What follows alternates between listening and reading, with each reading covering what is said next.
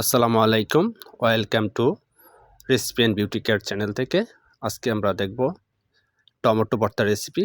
নিয়েছি 4টি টমেটো, আর এখানে আমরা সিদ্ধ করতে দিয়েছি। টমেটোটা সিদ্ধ হচ্ছে।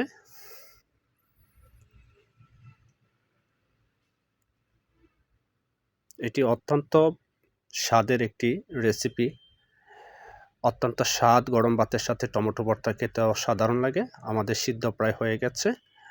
আমরা দেখতে পাচ্ছি যে টমেটোটা পানিটা অনেক শুষে গেছে।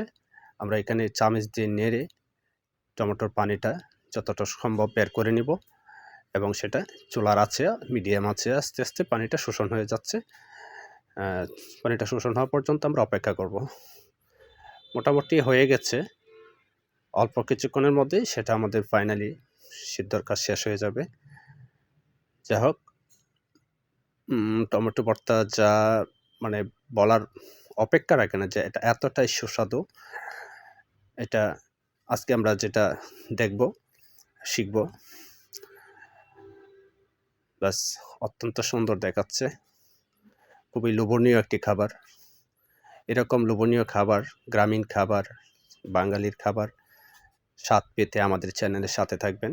বাস আমাদের প্রিপেয়ার হয়ে গেছে। এখানে নিয়েছি শুকনো মরিচ ভাজা, লবণ দিয়ে সেটা আমরা কেচলিয়ে নিচ্ছি।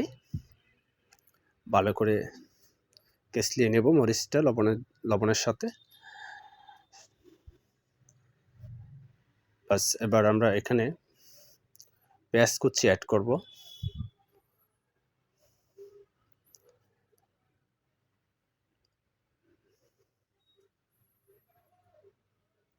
পেঁয়াজ কুচি দিয়ে ভালো করে মিক্স করে নিব।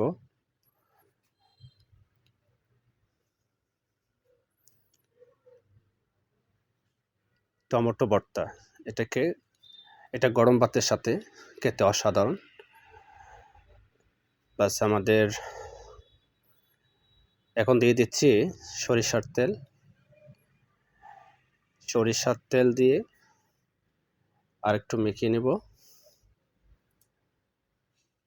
বাস এখন পুরোটার সাথে আমরা মিক্সড করে নেব।